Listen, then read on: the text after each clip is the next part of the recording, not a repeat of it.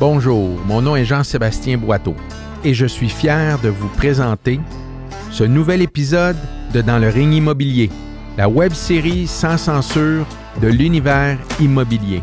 Cet épisode est rendu possible grâce à nos partenaires Service de financement hypothécaire Desjardins et Osvalet.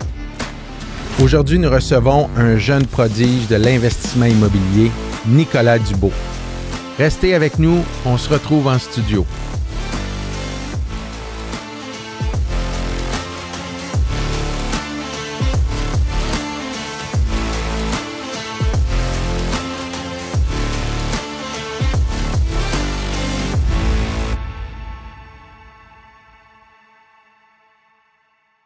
Quand l'intro rentre, il n'y a jamais eu personne qui n'a pas bougé sa chaise. Fait que je check. OK, on est correct. Fait que bienvenue les gars, c'est cool. Merci Jean d'être là comme co-animateur cool. Une autre fois. En espagnol, pour les Espagnols, on dit Nico. Si. Pour les Québécois, on dit Nicolas. On peut y aller comme ça, ouais. Nicolas Dubeau, très content de t'avoir avec nous aujourd'hui, Nico. J'essaie de lire tout ton profil, quelqu'un de très diversifié. Avant d'entrer dans le show, on parlait des cours d'immobilier, on parlait de mathématiques. Mm-hmm. Je m'en allais t'appuyer de secondaire en te disant que moi aussi, les mathématiques, quand je suis retourné faire le cours, mais c'est pas le cas pour notre ami parce que je pense que en étant actuaire, t'as pas trop de problème avec ça. Ouais, c'est ça. Ça, c'est bon. J'ai peut-être un petit peu plus de facilité là-dedans. Puis, en fait, quand je me demandais dans quel domaine j'allais aller, j'étais bon en maths. Puis là, tu comptes... en fait, les gens te disent, si t'es bon en maths, en général, tu peux être comptable, mais tu peux être fiscaliste aussi. C'était une autre affaire qui faisait plus d'argent. Puis actuaire aussi, ça faisait bien d'argent. Fait que là, tous mes chums allaient en business, étant comme quand même bon en maths. Puis moi, j'ai dit, je vais faire quelque chose d'un peu différent. Finalement, ça m'a... Mais si je me trompe pas, parce que j'ai une cousine qui est actuaire aussi, puis j'ai dit, tu dois être bonne. Ça, elle m'a dit, c'est nos machines, là. C'est un peu comme dans l'immobilier, là. Tu apprends à tout comment faire le calcul, mais il y a des machines qui font un job après. Faire le cours de maths en immobilier, après ça, tu achètes la calculatrice. Mais c'est sûr qu'il faut savoir comment ça marche au départ. Moi, quand j'étais jeune, c'était un autre domaine, là, mais je m'étais acheté une tricoteuse, mais je savais pas tricoter. Fait que quand je perdais de maille, c'était fini. Je savais plus quoi faire. Fait que c'était un peu la même chose avec les chiffres. Il faut que tu comprennes, puis je te dirais que c'est une des affaires qui me sert le plus en ce moment dans l'immobilier puis dans les différentes business dans lesquelles je suis. C'est cool de partir la conversation avec ça parce que c'est un peu paradoxal, actuaire, puis dans ton profil, aujourd'hui, ça n'a plus rien à voir avec une question d'argent, ça n'a plus rien à voir avec une question de peut-être notoriété sociale, mais c'est une question plutôt d'être heureux dans la vie. Oui, exact. En fait, ça passe tout un peu par là parce que on dirait que la stabilité d'emploi, pour moi, ça n'a jamais été quelque chose que j'ai cherché. Mais la stabilité financière, par contre, c'est tout un autre game. Ouais. Puis c'est très important pour me sentir libre puis pour faire ce que je veux tous les jours. T'sais. Fait que, disons que de savoir compter, ça m'amène là. Puis ça me permet après de pouvoir juste me laisser aller puis avoir du fun dans ce que je fais. Comment t'es un gars qui sait compter puis t'as pensé t'en es dans la guenille? Ça, c'est une bonne question. Oui, parce que ce qu'il faut dire, c'est que fils et poche. Poche et fils. Poche et fils. Je suis toujours à l'envers. T'es pas le premier. Mais oui, puis quand on en a parlé, t'as parti à rire, je me suis dit, OK, je me suis trompé une autre fois, mais poche et fils, qui a un succès, qui a eu une notoriété. Oui. Mais tu as eu un succès médiatique, succès populaire aussi. Je pense que les gens connaissent beaucoup votre brand. Oui, exact. Ça fait aujourd'hui pas loin de 8 ans, je pense, qu'on a parti le brand. Puis, c'est ça. Dans le fond, moi, j'étudiais en actuariat. Mon partenaire étudiait en stratégie au HEC, stratégie d'affaires. Puis là, grosses études, les deux. On était bons à l'école. Puis ça allait bien. On s'enlignait dans ces domaines-là. Puis à un moment donné, Anthony, mon partner, il arrive dans la chambre de foot parce qu'on jouait dans le Carabin ensemble. Puis on était comme pas loin. Puis il arrive dans la chambre de foot avec un T-shirt noir puis un burger sur la poche. Premier T-shirt poche et fils qui a été comme faite ou cousue. Puis là, tout le monde... Attends, mais c'est qui l'a fait? C'est la mère, c'était Josée. OK. Josée de Varennes, la mère du meilleur qu'on salue. Bonjour Josée. C'est sa part de... On s'excuse un peu, on a été pas correct avec elle des fois. J'y reviendrai, là, mais en tout cas, Josée, ça a été notre premier j'espère, Josée, que tu as eu des redevances au moins après. Non, mais écoute, aujourd'hui, tout est correct, mais il y a été un bout, tout ce qui est... Pour vrai, on n'a vraiment pas été correct. Puis genre, ça a été un des premiers gros apprentissages de business, de juste comme...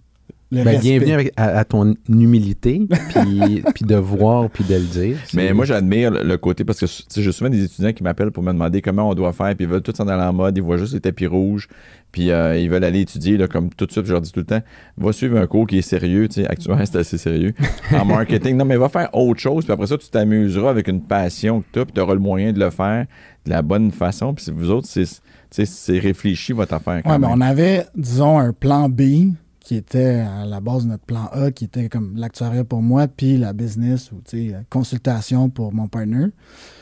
Puis, comme tu dis, ça nous a un peu permis de se laisser aller dans un projet complètement éclaté. Ouais, mais je veux pas perdre ton fil. On repart dans l'histoire. Ouais. T-shirt, hamburger. Ouais, T-shirt, hamburger dans la chambre de foot. Puis là, toute l'équipe se ramasse alentour de lui en train de lui poser des questions. Mais là, moi, je peux-tu avoir des pogos? Moi, je peux-tu avoir d'autres, tu sais, n'importe quoi, d'un chat, un chien? Fait que là, moi, je suis dans ma case, puis là, je regarde ça aller, puis je suis comme, tabarouette, il y a quelque chose entre les mains. Il y a de l'argent à faire, là. Ding, ding, ding, il y a quelque ding, chose ding. entre les mains. C'est l'actuaire là, qui Non, réfléchit. c'est l'entrepreneur. Ouais. C'est l'entrepreneur qui voit une opportunité, puis qui me dit, tabarouette, ça a l'air hot son affaire. Puis j'étais comme je suis un peu jaloux de l'attraction qu'il y avait, mettons. Fait qu'après ça, on est dans le bus pour se rendre à une game ou je sais pas trop. Puis là, on jase de ça. Puis on jase de... J'avais organisé des parties dans le passé au cégep puis même au secondaire qui avaient eu pas mal de succès. Puis bon, les chiffres de ça aussi, ça avait bien été. Puis là, je parlais de ça avec Anthony. Puis on a décidé finalement de se lancer ensemble, voir, de pousser ça le plus loin qu'on pouvait puis de voir où ce qu'il y a ce projet-là qui est hyper comme simple, où est-ce qu'on pouvait pousser ça, t'sais. Fait que finalement, il y avait une de nos médecins pour les carabins, que son chum, c'était Sébastien Benoît. Fait que là, nous autres, c'est comme la première personne... Ah, c'est pour ça que Patricia Paquin, Lou François, toute la gang, ils les ont tous portés. Mitsu, en fait, ça a été comme Sébastien Benoît et Mitsu qui ont une émission de radio. Toute grâce à Karine. Karine, exactement. Ouais. Karine Dumont. Puis c'est eux qui en ont parlé. Mais c'est correct. C'est d'être opportuniste en affaires. Exactement. Puis dans ce temps-là, les influenceurs n'existaient pas vraiment. T'sais, c'était vraiment le début, puis il n'y avait pas vraiment de rémunération pour faire ce genre d'affaires-là. Puis nous, ce qu'on disait, c'est first, la carte des jeunes entrepreneurs, ça marchait à côté.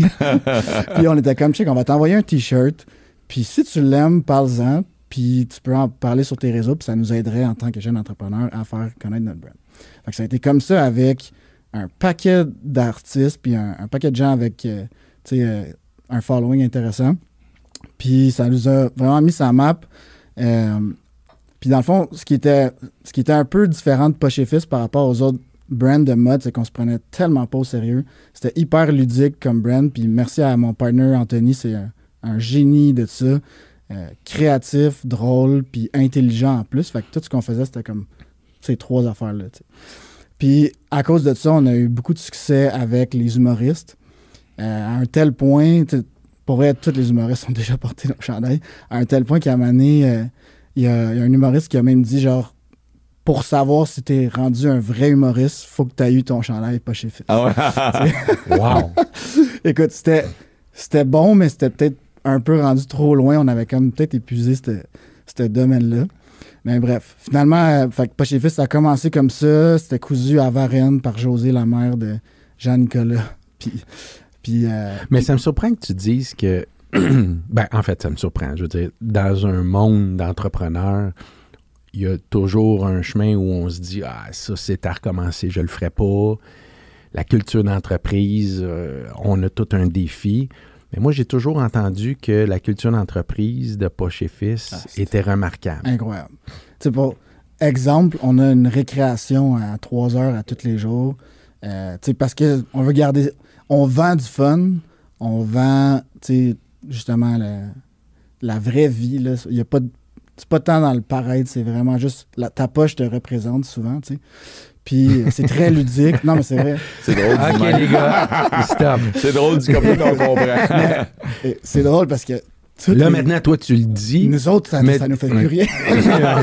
On a entendu toutes les jokes de poche du monde. Non, c'est sûr.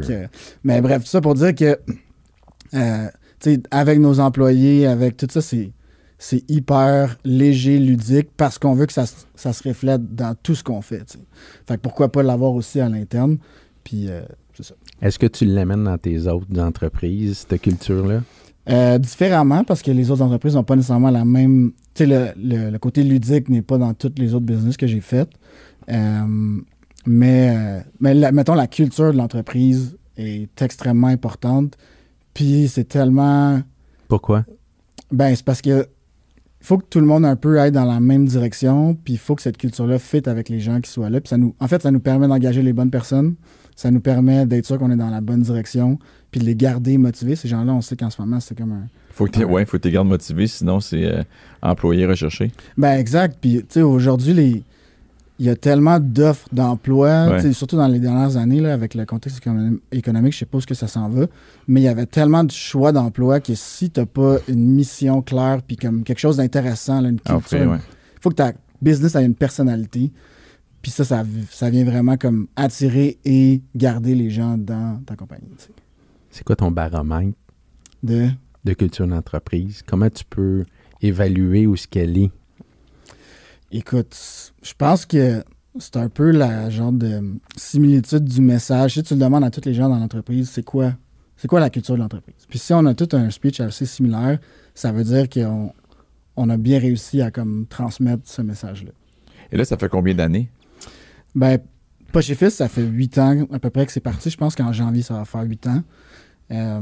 Puis moi, depuis 3 ans, je suis plus actif, mettons, dans le quotidien là-bas. Je fais des petites affaires de temps en temps, mais là, c'est rendu... Tu as donné tout ce que tu avais donné, puis là, tu as un autre projet. Ouais, exact. Qui t'allume. J'en ai donné, on en a... Tu sais, je pense qu'on doit avoir comme cousu 6 à 700 000 t-shirts à poche à travers l'histoire. C'est quand même... Ça, quand tu dis qu'on a cousu, c'est... Pas moi, là. C'est sauf toi. Si c'était moi qui les avais cousus, on en aurait cousu 2. C'est ça. Et la poche aurait peut-être pas été droite. Ah non, j'ai déjà essayé. En fait, je l'avais cousu, puis j'ai cousu à travers le derrière le dos. du chandail. Est-ce qu'on peut dire que tu as donné pour les poches du Québec? Ah, j'ai donné en masse. Avant de sauter dans l'aspect immobilier et investissement, je ne sais pas si tu veux aller là, puis sens-toi bien à l'aise, mais tu as eu des défis dernièrement, même personnels, dans ta famille?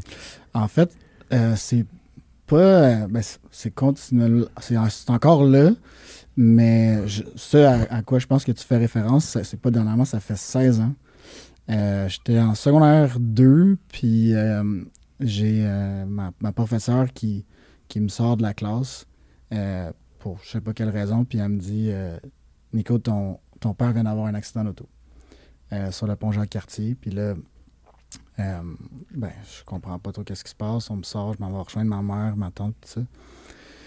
Finalement, c'est ça, mon père, il avait eu un face-à-face. Il était dans le trafic en sortant de Montréal. Puis il y a quelqu'un qui est rentré dans l'autre sens à 70 km/h, qui a eu un malaise, qui est rentré directement dans l'auto à mon père. Il y avait mon frère aussi dans l'auto. Puis finalement, mon père en est sorti paraplégique ou quadraplégique, là, peu importe. Il n'y avait plus rien qui bougeait. Toute sa tête était encore là. Mais à ce moment-là, il y avait zéro... en fait, on ne savait pas s'il allait survivre.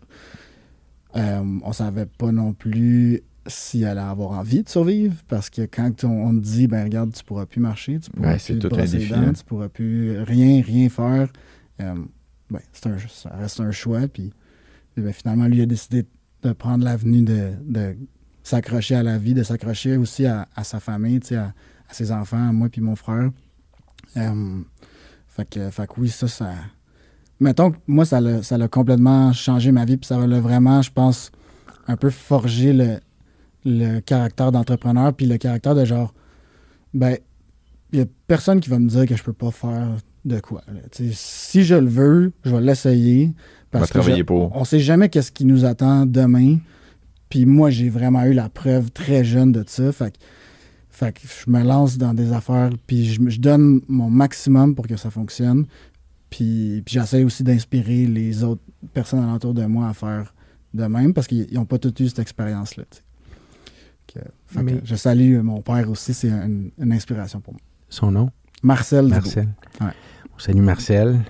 Félicitations pour son courage. Mm-hmm. Est-ce qu'il est au courant, Marcel, qui t'a donné ce côté positif-là dans cet événement-là? Oui, bien, je pense que oui. Je lui ai mentionné à plusieurs reprises. J'en ai parlé dans une couple d'entrevues puis des affaires comme ça.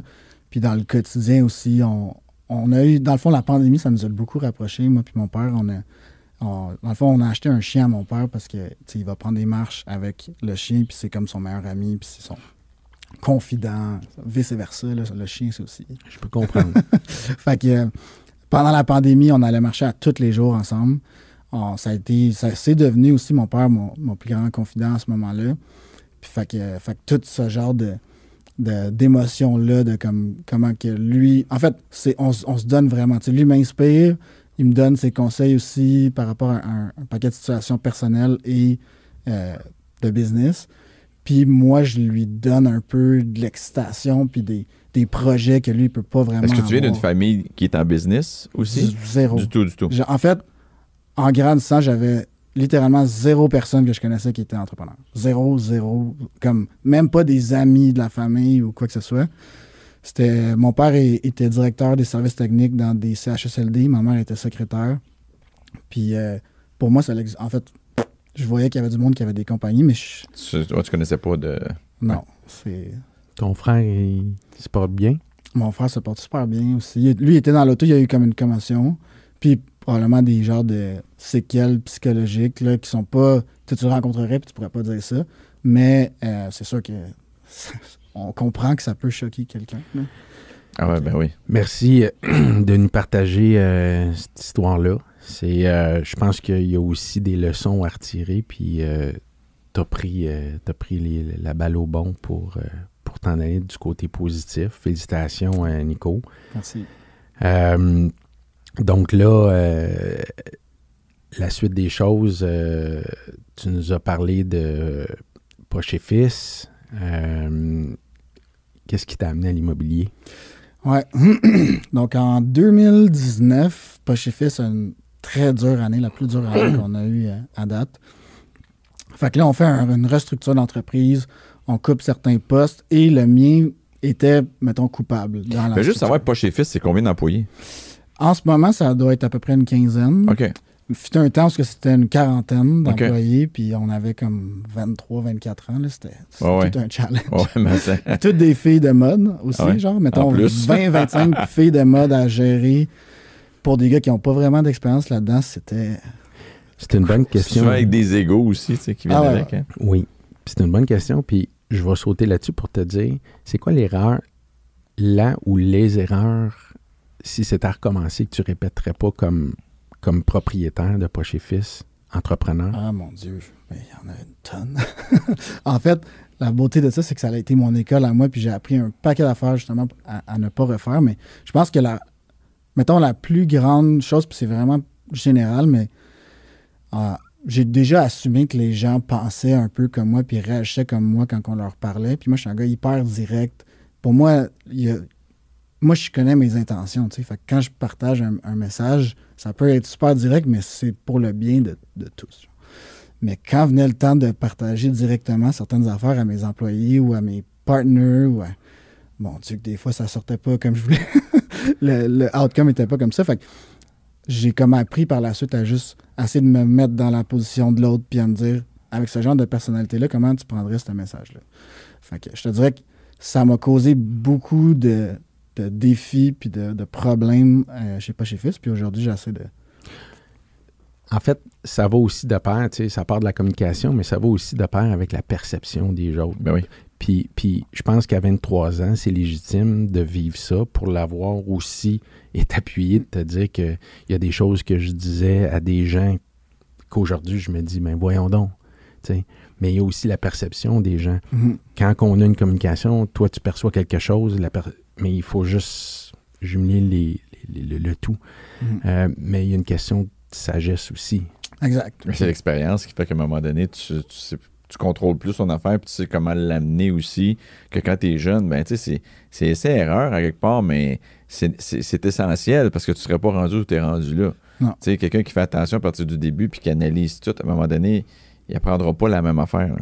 T'as-tu été dur avec tes employés, Jean? Ben, moi, là, j'avais ma tante Pauline, ma tante Nola, ma tante France, mon oncle Michel, ma tante France, ma tante Lucie, ma mère. Fait que c'était beaucoup de la famille. Fait que c'était pas... Mais ça moi, te permettait pas... Ça te donnait pas le droit d'agir de la même façon? Non, puis l'avantage de la famille, c'est que la famille est là quand tu as besoin, mais quand tu as vraiment besoin puis ça leur tente plus, tu peux pas leur imposer des choses. Fait que ça, c'est le désavantage. Mais non, ben moi, avec mes employés, je suis pas quelqu'un de tellement... Puis c'est ma mère qui s'occupait du plan de production. Fait que quand il fallait avoir de l'overtime, c'est elle qui demandait, non pas moi. Mais non, mais je suis assez gentil, assez poli. Des fois, peut-être trop, ce qui n'est pas nécessairement un plus pour les résultats après. Alors, fait que l'immobilier. 2019, année dure chez Pas Chez Fils. Puis là, finalement, on coupe mon poste. Puis moi, j'avais comme... Je pense que j'avais déjà fait le tour un peu, mais tu sais, c'était ma première business, c'était mon bébé. J'avais pas nécessairement envie de le quitter tout de suite, ou c'était comme pas une option, on dirait. Finalement, on coupe mon poste, puis ça me va, j'ai hâte d'essayer quelque chose d'autre. Fait que là, deux options me viennent en tête qui étaient un peu comme trendy au moment. C'était le blockchain, puis les cryptos ou l'immobilier. Complètement à part, mais souvent, il y a bien des gens qui sont dans les deux. Ben, qui est encore actuel. Oui, absolument. C'est encore hyper... Pour les 3 cas. Oui, c'est ça. Fait qu'en gros, finalement, je me suis dirigé vers l'immobilier parce que en tant qu'actuaire, justement, les mathématiques faisaient vraiment du sens. Ben oui. Puis, l'actuariat, c'est aussi de prévoir l'avenir, ce qui était complètement... c'est quasiment impossible à faire dans la mode, alors que dans l'immobilier, c'était pas mal plus facile. De savoir à combien tu peux établir un loyer, combien peut valoir une maison si les loyers montent à ce prix-là puis que les taux d'intérêt bougent de cette façon-là. Ça me parlait vraiment. Puis je me disais, mes skills naturels vont pouvoir être mis à l'œuvre puis probablement utilisés. Puis aussi, comparément à la mode, l'immobilier, en général, si tu l'entretiens à travers le temps, il va prendre la valeur. Dans la mode, il faut que tu te réinventes à chaque année, sinon tu deviens... Puis ton produit, des tomates. Fait qu'après tant de mois, il vaut plus rien. Ben, c'est ça, exactement. Fait que c'est comme... Tout ça faisait tellement de sens. Fait que là, je me suis dit, let's go, on l'essaye. Mais là, 2020, tu sais, moi, j'ai commencé, mettons, à faire mes premières recherches, puis tout ça, en janvier 2020. Puis là, mars 2020, pandémie frappe. Fait que là, je suis comme, my God, qu'est-ce qui va se passer? C'est un bon moment pour rentrer là-dedans? Puis finalement, je pense que le lockdown, le premier, c'était comme le 15 mars. Je pense que j'ai fait ma première offre d'achat le 16 ou le 17. Mais là, c'est beau, là. Tu dis, je m'en vais dans l'immobilier, là. Mais tu sais, c'est pas n'importe qui peut dire, je m'en vais dans... T'avais un montant d'argent accumulé que tu dis, je vais investir. J'avais du will. J'avais bien de la drive. Puis en fait... Puis des bons calculs. Des bons calculs, exactement. Puis en fait, j'avais surtout la crédibilité que Pas Chez Fils m'avait amenée. Ouais.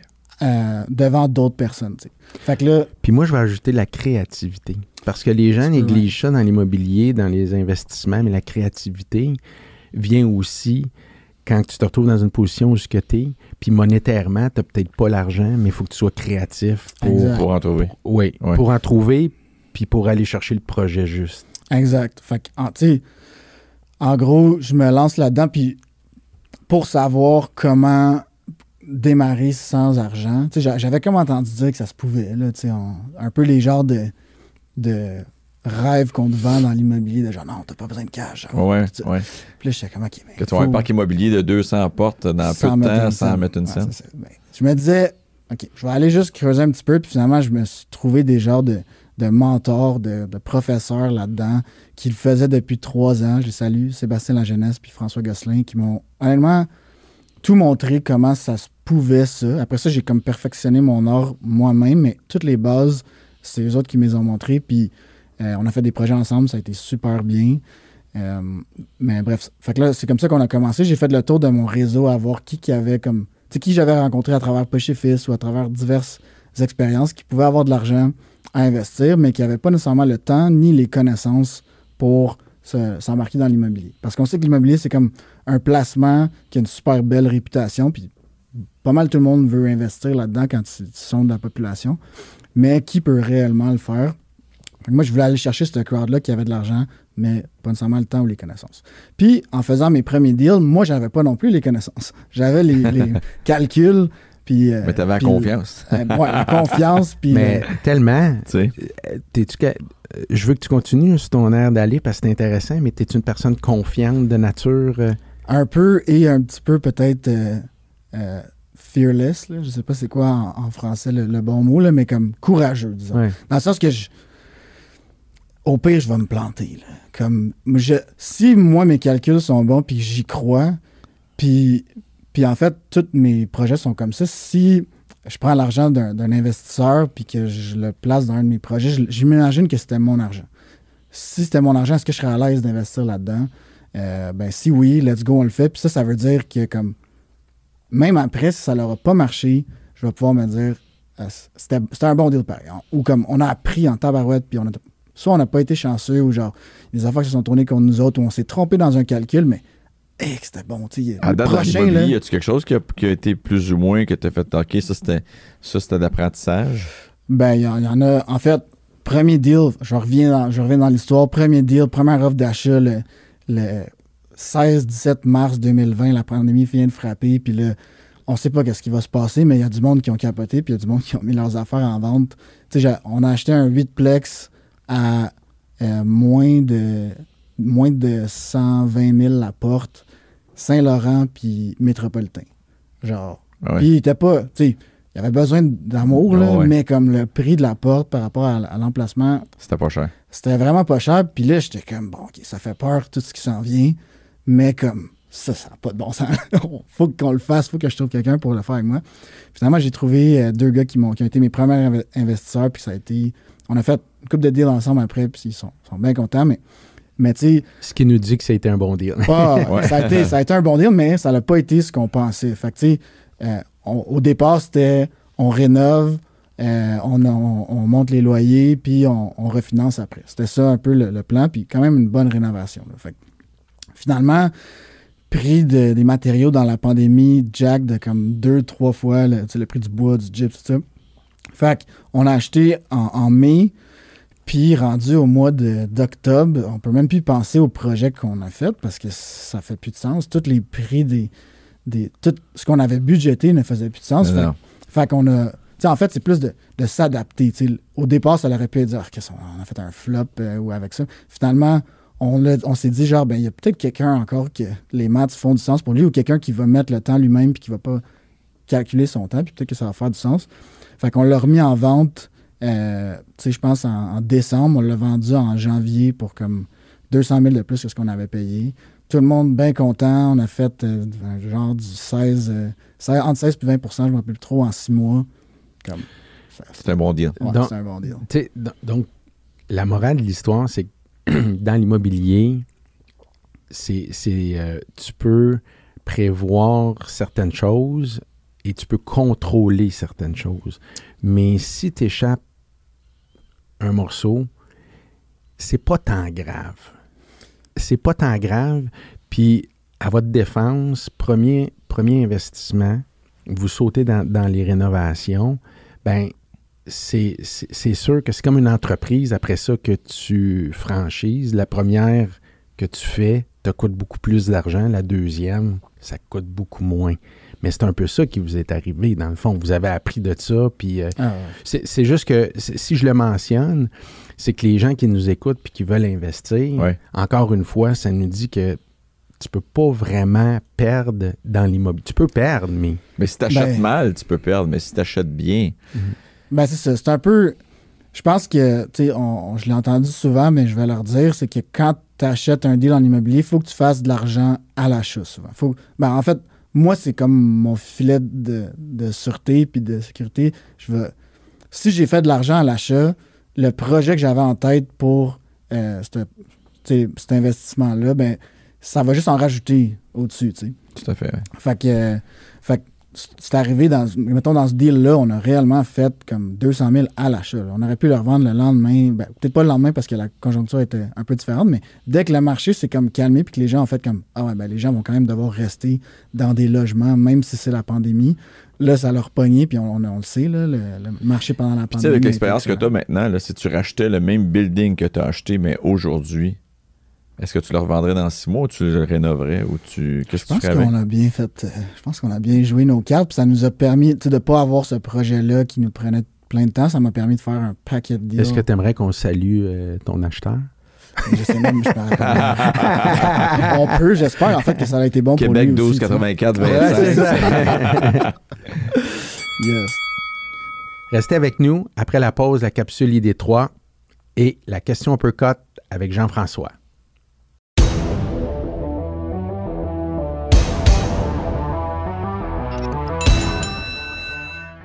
Hey, bonjour Marjane. Allô, LP. Hey, en direct du studio d'ID3, on vous parle aujourd'hui d'infolettres. Marketing courriel, est-ce que c'est encore pertinent d'en faire, LP? Bien, tout à fait. C'est tellement un bel outil parce qu'on peut sauver tellement de temps avec le email marketing. Pourquoi, Marjane? Bien, on sauve du temps parce qu'en créant un seul gabarit courriel, on peut rejoindre toute notre liste de contacts. Donc, vous avez 500 000, 3 000 personnes dans votre liste. Vous pouvez les rejoindre en un seul clic, une seule fois. Et en plus, c'est pas cher. Donc, imaginez, appeler chacune de ces personnes-là, c'est super long. Ça coûte de l'argent. Puis sinon, le email marketing, pour quelques centaines de dollars par année, bien, vous vous en tirez là, pour rejoindre des milliers de personnes en même temps. Exactement. Puis, tu sais, qu'est-ce qu'on met dans son infolette ou dans son email marketing? Mais en effet, la vidéo est un super beau médium. Donc, vous tournez votre capsule et vous l'envoyez après ça à votre base de contact. Ces vidéos-là peuvent être autant d'idées que de questions, que de réponses que vous avez de la part de vos clients. Vous pouvez mettre aussi des promotions là-dedans, vos listings, de l'information, donc des articles. Donc, il y a plein de choses qu'on peut faire avec ça. Et honnêtement, en effet, là, d'une seule traite, on envoie de l'information vers les gens. Donc, c'est un de vos rares outils où on fait du push marketing. Donc, on pousse notre marketing vers les clients. Tandis que tous les autres systèmes, comme les sites Internet, les réseaux sociaux, c'est ce qu'on appelle du pull. Donc, on les attire vers nous. Donc, l'email marketing est un des rares outils numériques que vous avez où on envoie de l'information vers le client. Donc, d'autant plus intéressant. Là. Exactement. Puis, j'aimerais vous inviter, la prochaine capsule, on va encore parler de marketing courriel. Fait que si c'est quelque chose qui vous intéresse, bien, suivez-nous. Regardez la prochaine capsule du Ring parce qu'on va encore en parler. Suivez-nous aussi sur nos médias sociaux. Puis, si jamais vous avez des questions, ID3.net.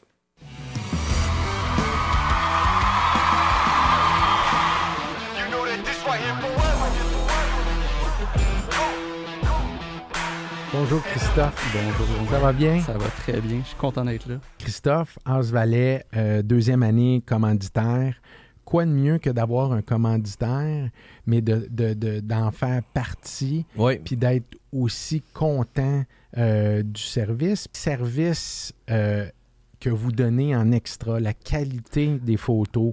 Tu sais, je vais te laisser parler, je veux que tu nous en dises plus, mais pour moi, l'expérience client est super important. Donc, oui, je l'ai vécu, super content, puis François pourra aussi en parler. Oui. Ah non, absolument. Moi je compare un peu House Valley, si tu permets, à Uber. Tu sais. Moi, avant de vous utiliser, quand j'étais chez le client, là, je disais, attends un petit peu, je vais sortir mon cell, je vais texter mon photographe, je vais voir, j'espère qu'il va me retexter avant la fin du rendez-vous. Mais là, je peux sortir mon cellulaire, aller sur l'application, puis dire, j'ai telle date de disponible, laquelle qu'on choisit. Exactement. Tu cliques sur un bouton, puis boum, tu sais qu'à 9h30 le lendemain, on va être là. C'est ça. Sur l'application mobile, vraiment, tu peux voir l'étendue de notre offre de service, puis vidéo drone, le staging virtuel, les rénovations virtuelles, les plans de propriété. Là, prochainement, dans les 2 prochaines semaines, on va ajouter les plans de propriété, mais en 3D. Évidemment, toute la visite virtuelle. Vous savez, à chaque mandat, nous, on prend des photos 360 puis on en fait une visite virtuelle. Je pense que c'est la première compagnie de photographie immobilière que je connais qui s'aventure au-delà de la photo, justement, puis qui s'aventure dans dire, OK, comment on peut vraiment aider le courtier avec, au-delà de ses photos, mais du compte-rendu puis de l'expérience client. Christophe, un gros merci. C'est intéressant. Puis, Frank, on continue all-in avec vous autres. Puis, merci encore une fois de faire saut dans l'aventure de la saison 3. Ben, merci à vous. Merci beaucoup. Merci. La question pour Nick est la suivante. On connaît pour le succès que tu as eu avec Poche et Fils, un petit peu comme un athlète médaillé olympique. Quand on sort d'une victoire de même de quelque chose qui a été repris et louangé par tous les médias, on est notre propre compétition. Est-ce que tu as l'impression que tu dois arriver à faire la même victoire avec ton projet à Tulum ou tu dois en faire le deuil de ça? C'est une bonne question, Jeff. Merci. En fait, c'est vraiment pas comme ça que je le vois, dans le sens que moi, je me mets pas vraiment de... Je me mets de la pression pour que mes projets fonctionnent, mais je me mets pas de la pression par rapport au projet d'avant. Mettons, quand j'ai quitté Poche et Fils, je me suis demandé est-ce que je m'en vais me chercher une job? Tu sais, puis c'était vraiment une option. Mais jamais je me suis dit hey, là, ça a marché de même, donc j'ai cette pression-là. Ça a plus été comme je vais me lancer à 100%, puis il arrivera ce qui arrivera.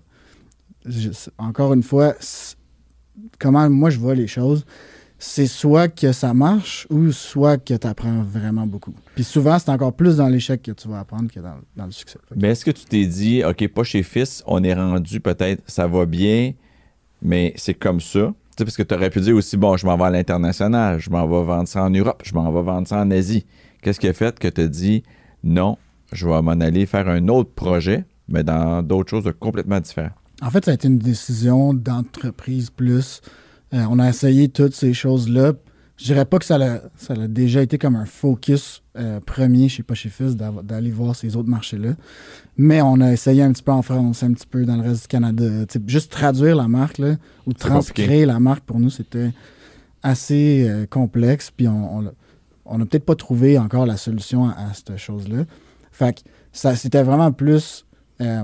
mon poste faisait plus de sens dans la structure, puis c'était trop lourd. Puis tu sais, quand on disons, on rend plus lean une compagnie, souvent, c'est les plus gros postes de la compagnie qui vont être barrés parce que c'est les plus gros salaires, etc. Oui, ils prennent de bord. C'est ça. Fait que moi, ça a plus été, bon, Nick, est-ce que tu es à l'aise avec ça? Ouais, let's go, je m'en vais faire d'autres choses.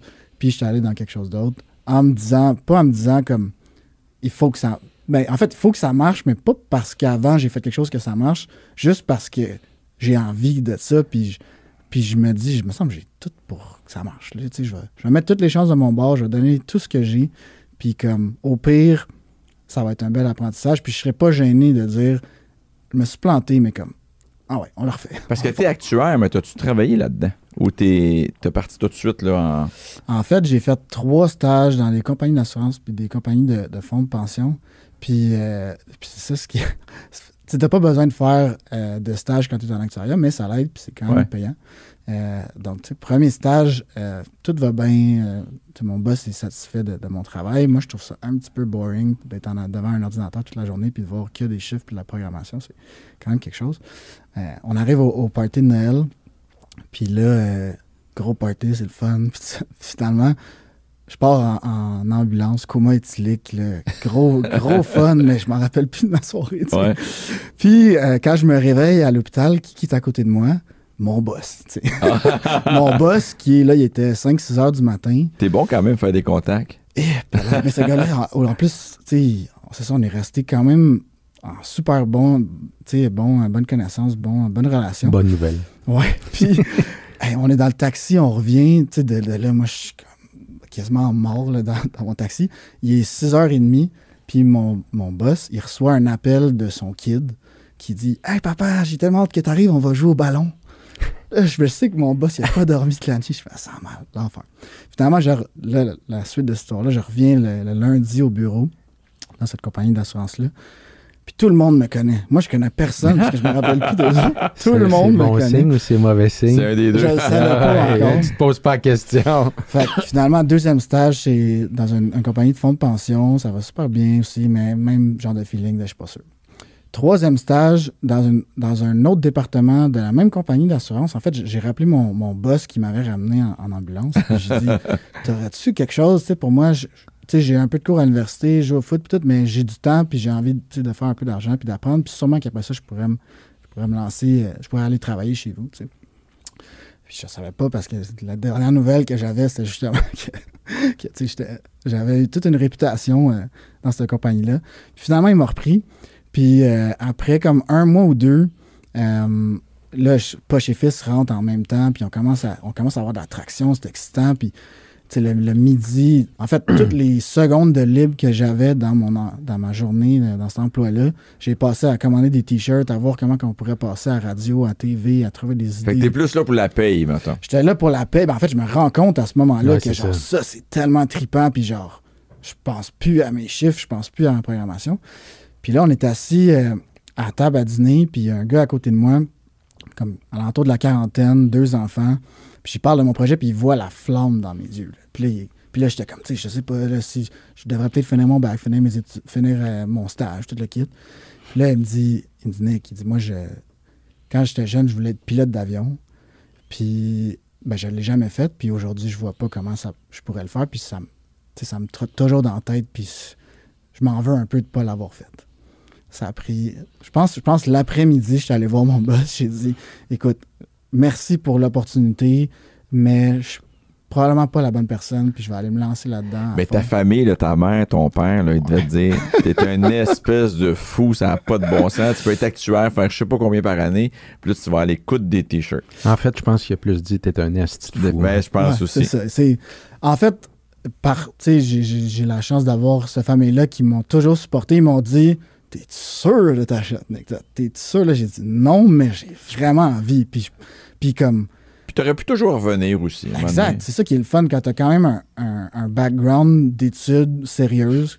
Background d'études sérieuses, un athlète qui est capable de prendre la pression parce que quand tu regardes tes parents qui ont payé tes études pour devenir actuaire puis qui dit t'es sûr que tu veux faire ça, il y a comme un degré de pression qui s'ajoute à tout ça. C'est sûr, puis il y a comme les examens aussi. Tu as l'université qui est quand même pas facile, tu as les examens d'actuariat, que c'est des centaines d'heures d'études. En fait, dans mon temps, c'était à part de ça. C'était pas toujours les mêmes sujets, pas toujours les mêmes façons de calculer des affaires. Fait que c'était comme tout ça en plus, puis c'est moi qui avais mis tous ces efforts-là. Eux autres, mes parents m'avaient vu passer des heures, des centaines d'heures dans ma chambre à genre faire des maths. Puis là, finalement, je suis comme, finalement, on va aller vendre des t-shirts, maman.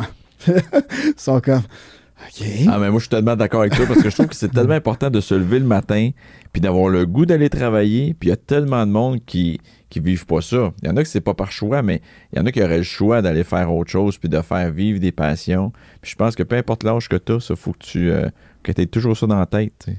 Absolument.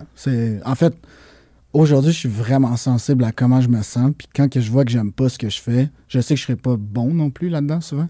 Fait que j'essaie de trouver une façon. Peut-être qu'à 50 ans, tu seras actuaire. On sait pas. Non, de manière différente.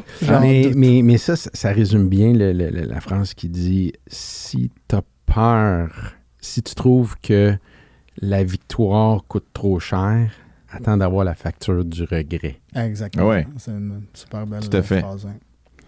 Fait que, fuck yes. Non, mais puis non, mais tu vis le moment présent parce que beaucoup de gens seraient fait dire ce que tu ce que ton collègue t'a mentionné. Puis tu t'en rappelles encore le jour même. Ça a été flagrant. C'est un coup je de voyais masse. le genre de regret dans la face de ce gars-là. Puis je me suis dit, moi, je veux tellement pas vivre ça. T'sais.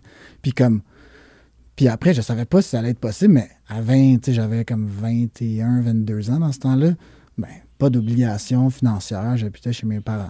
Puis j'étais comme, au pire, ça va planter, je vais retourner en actuariat. Mais XCA de ce projet-là, c'est excitant. Ouais, let's go.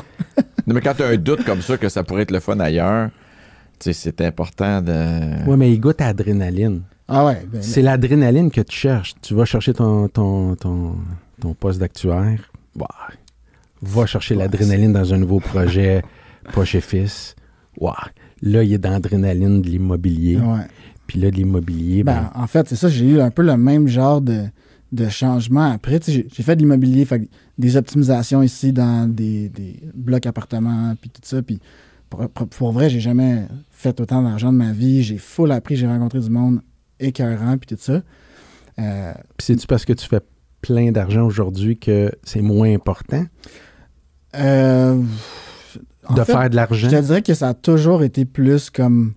On dirait que tant que je sais que je vais dans la bonne direction puis que je fais des petits pas dans la bonne direction, je me dis que l'argent va venir. T'sais. Puis en fait, j'ai aussi compris quand j'ai commencé à lever de l'argent en immobilier qu'il y avait de l'argent partout. C'est comme... Pour moi, ça a été une révélation. Là. On dirait que des fois, avec Poche et Fils, on cherchait de l'argent, puis on est comme, il faut...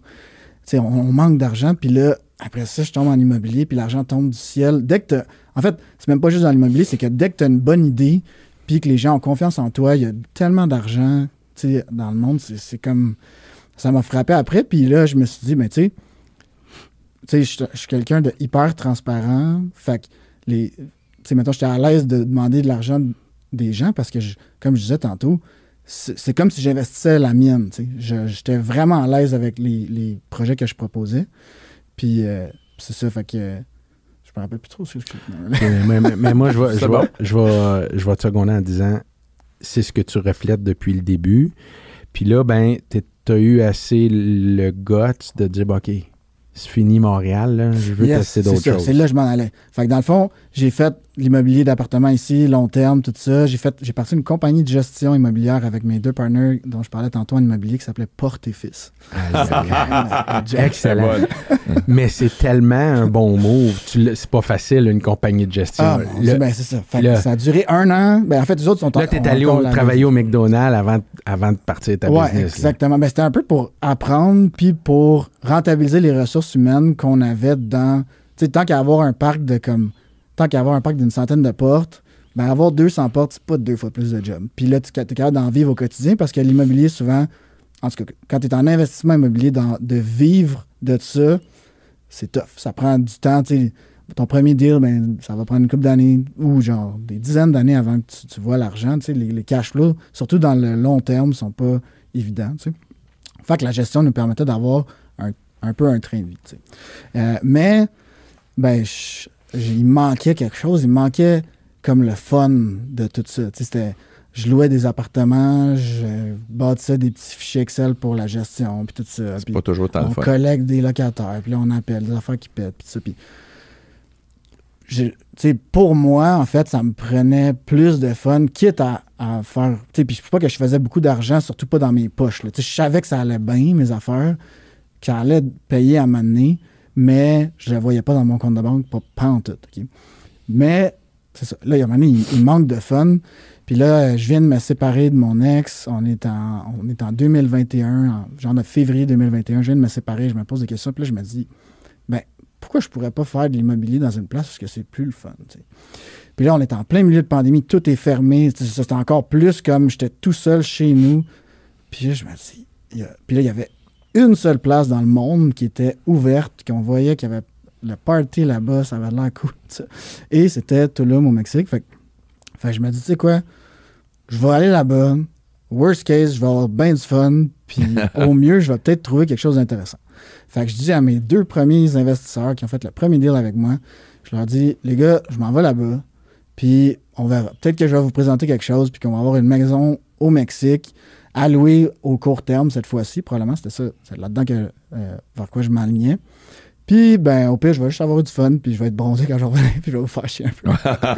Fait que finalement, je pars là-bas un mois et demi. Tu mets les cartes sur table toujours. Ah, en fait, c'est... Fait que les attentes... Ils sont toujours... Que ça aille bien, que ça aille pas bien. Moi, c'est comme ça que je fonctionne. C'est comme ça que je dors la nuit, en fait. Puis après, si ça va pas bien, j'aime bien mieux avoir ces mentors-là aussi pour m'aider à régler les problèmes que régler ça tout seul de mon bord. Fait qu'ils sont toujours au courant de tout. Ils savent toujours que mes intentions sont nobles et comme qu'ils vont être au courant de peu importe que ça aille super bien ou que ça aille pas bien, tout le monde est au courant. Fait que moi, ça fait que le soir, je m'en vais me coucher puis je dors très bien. Mais fait que là, je pars pendant 45 jours au Mexique. J'arrive 3 premiers jours, je fais le party comme un animal. Là, ça faisait 6 mois que je n'étais pas une coma éthique. Non, moi, si t'appelles ton boss à Montréal. Par contre, j'avais pas de boss, mais en fait, je me ramasse dans un genre de rave avec 10 000 personnes en plein milieu de la jungle. À Tulum, toute la nuit. Genre, c'était irréel. Puis, tu sais, je voyais tous mes amis qui sont pognés chez eux en train de faire de la poterie, genre, parce que, ils sont plus... Moi, j'avais du fun. Là, ce soir-là, tu te disais, OK, Tulum est à moi, j'achète tout Tulum. Le lendemain, tu t'es réveillé. En fait, le lendemain, j'ai pogné le COVID. Puis je l'ai eu comme le COVID de rough, là. Pour vrai, là? On aurait dit que j'avais fait un training, tout le corps, pendant 12 heures, puis après ça, j'avais mal pendant... J'ai eu mal pendant comme 4 jours, tout le corps comme raqué, tout. J'avais une pile de Kleenex qui grossissait à côté de mon lit. Puis j'étais allé dans un appartement vraiment comme low budget. On dirait que tu décris la scène d'Elvis Gratton quand il se réveille le lendemain matin avec Linda. Il y avait même pas de Linda, en fait. Ben, j'étais magané, là, puis en fait, c'est ça, j'étais dans un appartement, je restais là 45 jours. En ce moment-là, j'avais pas encore beaucoup d'argent. Je voulais y aller comme... Moi, dans la vie, je suis pas trop un gros rythme de vie. Fait que j'étais allé dans quelque chose qui me coûtait comme 30-40$ par nuit. Puis là, j'étais comme quasi coma dans mon lit. Puis là, je vois genre une coquerelle qui est là. Puis je suis comme... Ah! Moi, c'est sûr que je dors pas. C'est sûr que je dors pas si toi, t'es en vie. Fait que là, je me lève. Fait que c'était quand même un challenge. Ça a pris comme 10 jours de... En fait, j'ai respecté un peu les règles là, de genre de Nico, si je peux me permettre, pour un gars qui joue au hockey puis qui a voyagé beaucoup, je fais une petite aparté. Si jamais vous êtes dans une chambre d'hôtel puis vous voyez une coquerelle, le truc, prenez 4 chaudières à glace, vous remplissez ça d'eau, vous mettez ça en dessous de chaque patte de lit. Au moins dans le lit, t'es sûr qu'elle n'embarquera pas. Mon Dieu, c'est tellement un bon truc. Pourquoi non? Ben oui, mais la coquerelle, avant d'embarquer dans le lit, elle va être dans l'eau. Ouais, mais ça vole pas, ça? Je pense. Oh! En tout cas. Oh! Ah oui, en tout cas, il n'y a pas de coquerelle qui m'empêche de dormir, moi. Parce que dans ma tête, ça volait pas, fait que ça me permettait de dormir. Ouais, ben continue comme ça. Regarde, fait que tout ça pour dire que je me remets de mon COVID, puis là, je me faisais présenter en fait, à la fin, j'étais top shape chez nous, puis je respectais encore la quarantaine. Fait que là, je travaillais plus, je me suis remis en shape, j'étais pogné chez nous, tu sais. Fait que finalement, je me fais présenter des deals, je vais visiter des deals, tout ça, puis je trouve Tulum, c'était en explosion, c'est encore en explosion, puis j'étais comme, j'ai peur de tomber dans la masse de genre qu'il y ait trop de propriétés pour le nombre de voyageurs. OK, fait que toi, Tulum, c'est juste une question de dire, OK, ben je pouvais voyager là, je m'en vais là, puis après, je vais étudier le marché, puis je vais regarder comment ça se passe. C'est aussi une nouvelle destination des jeunes, là, Tulum? Un peu. Moi, je connaissais du monde qui est allé depuis comme 5 ans, puis qui tripait là-dessus. Ouais. C'est vraiment un vibe unique, là. C'est comme le Moyen-Orient qui rencontre l'Amérique du Sud un peu, c'est bohème, tout est vraiment beau, le design est incroyable. Mais le marché immobilier, t'avais pas fait une étude J'avais fait une petite étude. Okay. En fait, j'avais réussi à sortir du data qui sort d'Airbnb puis de Vrbo par rapport aux locations court terme, puis ça faisait du sens. Puis je me suis dit aussi, si ce marché-là résiste à la pandémie, qui est comme un méga changement mondial, ben ça doit être quand même solide. T'sais, mais tout ça en me disant, j'arrive là-bas, ça se peut très bien que je trouve rien. Si je trouve rien, j'aurai du fun en tabarouette. Fait que finalement, je me ramasse après mon COVID, je commence à checker les deals. Tout se ressemble un peu, c'est super beau. Tu aurais un appartement comme ça ici, tes vends tout, c'est malade. Tout est fait aussi en concrete, là, genre. Ouais. C'est pas fait en bois, fait que c'est beau, puis c'est quand même résistant aussi par rapport aux locations court terme qu'il peut avoir un party chez vous, surtout à Tulum, il peut avoir bien des parties chez vous. Mais quand t'es là, tu te sens pas à Blainville. Non. Fait regarde, je me ramasse là-bas, tout se ressemble un peu. Puis finalement, je me ramasse à parler avec un gars de Montréal qui promouvoit un projet là-bas qui est rond. C'est des villas qui sont circulaires. Puis c'est comme moins cher, ça sort de l'ordinaire. J'ai comme la relation de confiance avec ce gars-là aussi, vu qu'on vient de la même ville. Je connaissais sa business aussi à Montréal. Puis, ben, finalement, je fais mes maths, puis ça fait plus de sens que tout le reste que j'ai vu. Ça vient meubler, notarier, puis j'ai vu aussi les projets qu'il avait fait. Fait que j'avais comme un sentiment de confiance. Je check les plans. Je fais un peu un due diligence sur tout ça. Le projet est déjà en construction aussi. Parce que, tu sais, des fois, s'ils ramassent de l'argent puis qu'ils n'ont pas encore fait la première pelletée de terre puis monter des affaires au Mexique, premier investissement, j'étais comme, il faut qu'il y ait quelque chose de solide. Ouais. Puis, dans le fond, j'ai acheté la villa du promoteur. Lui, dans le fond, il s'en était gardé une. Finalement, il a préféré faire de l'argent en me la revendant qu'en la gardant. Fait que ça m'a comme sécurisé. Puis, ben, ça, c'était en mai 2021. Puis, on a reçu les clés de ce projet-là en décembre 2021. Puis, sans trop bien à l'aise, là, mais le marché immobilier, une villa de la sorte, on parle d'à peu près combien? Celle-là était à 305 000 US. Mais la grosse différence avec le marché ici, c'est que c'est pas finançable. Donc, c'est cash, puis en fait, il y avait comme un genre de déboursé progressif. Là. Fait qu'au départ, je pense vu que moi, j'étais déjà le dernier à acheter une villa, je pense qu'on a droppé comme 50-60%. Là, il y avait un autre 20% quelques mois après, puis un 20% à la livraison de la place. Donc, en fait, ça a l'air peut-être pas cher, mais enfin, c'est quasiment les mêmes personnes qui se ramassent à acheter, puis même des personnes encore plus riches, parce que c'est cash. T'sais. Oui, mais c'est ça. Ouais, ça le prend. Si tu mets le 300 000, il n'est pas à générer des profits ici. Non. Il est tout là. Exactement. Puis, ça laisse comme c'est pour puis c'est contre, là, aujourd'hui, avec les taux d'intérêt. Comme, tout le monde est bien content de l'avoir payé cash, finalement, sa maison.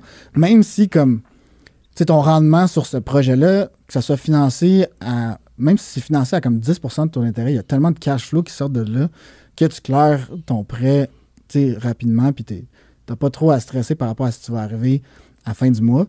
Mais bref, juste de financer ça, c'est quand même compliqué. Il y a des options que je regarde en ce moment, puis sinon ça peut être des affaires, des prêts privés, puis des choses comme ça.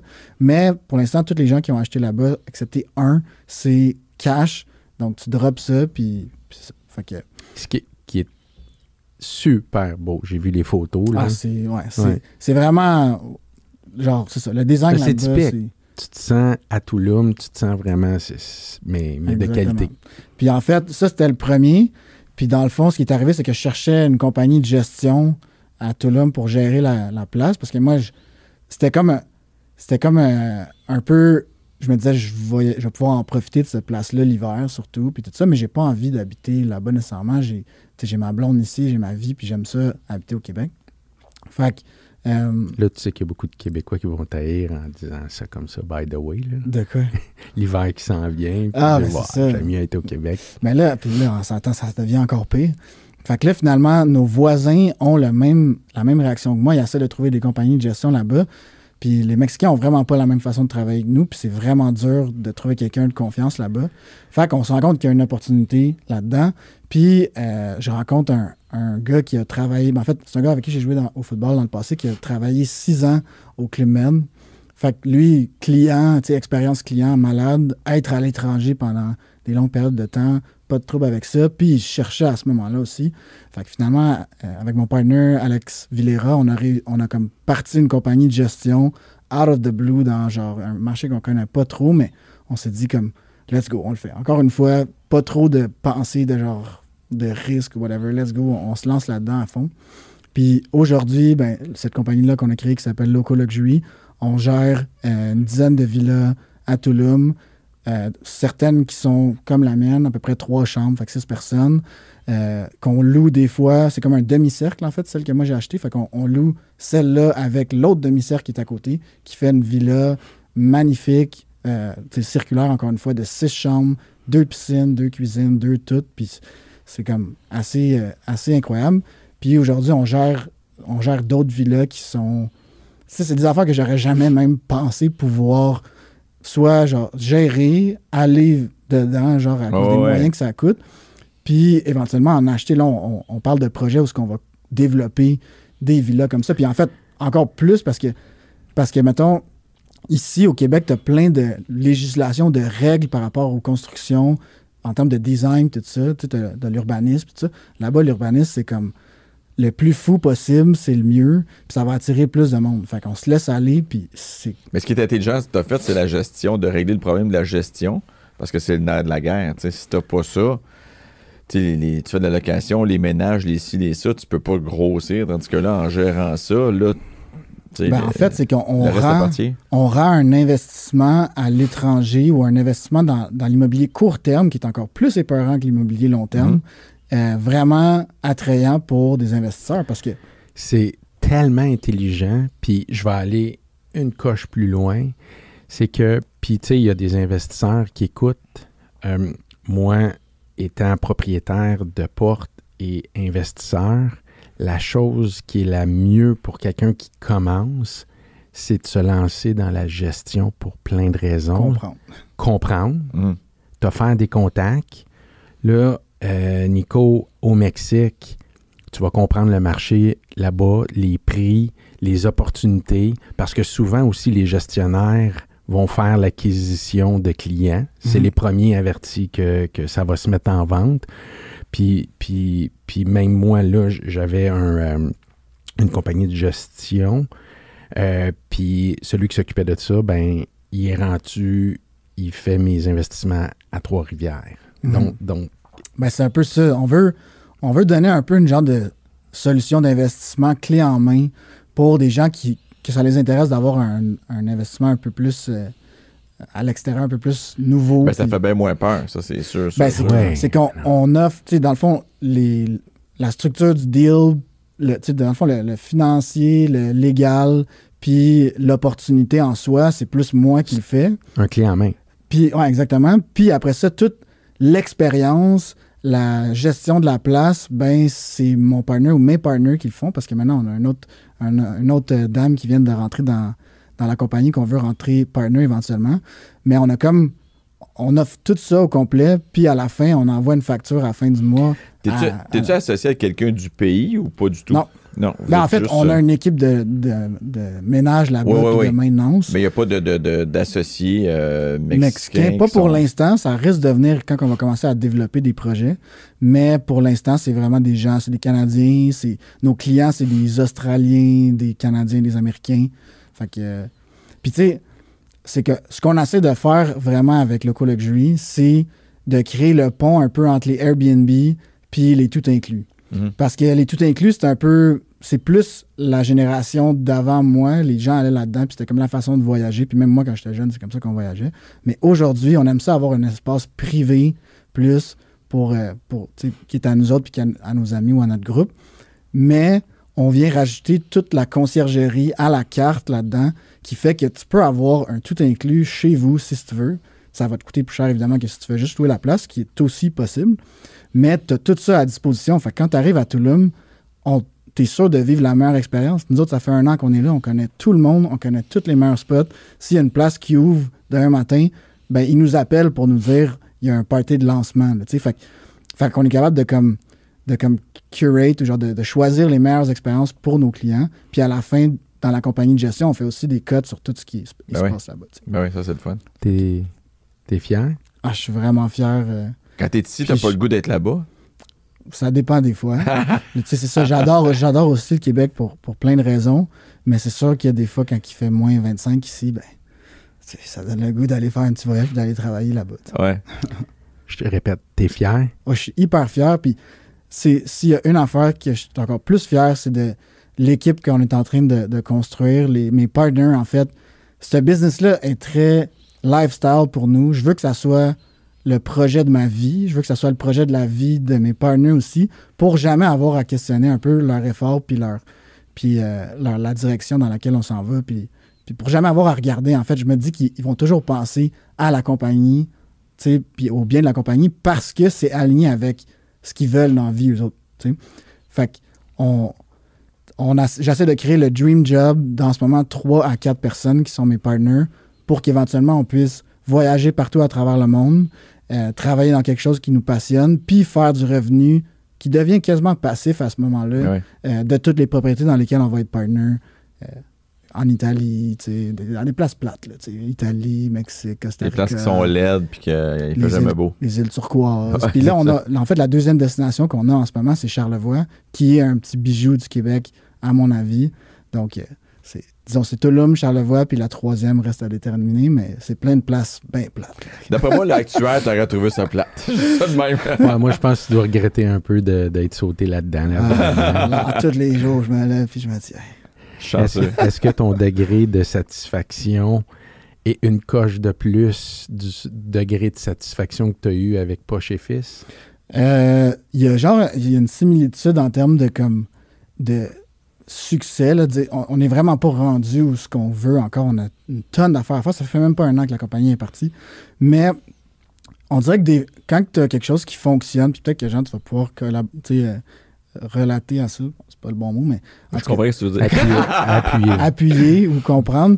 Ben, t'as genre une traction qui vient de l'extérieur, puis tous les yeux sont comme rivés vers toi, des gens qui ont beaucoup de succès dans la vie, puis des gens qui ont aussi des communautés qui les suivent, viennent regarder ce que tu fais, puis ils disent « Hey, les gars, c'est vraiment cool ce que vous faites. » Puis j'aimerais ça m'impliquer. Puis j'aimerais ça trouver une façon qu'on puisse travailler ensemble.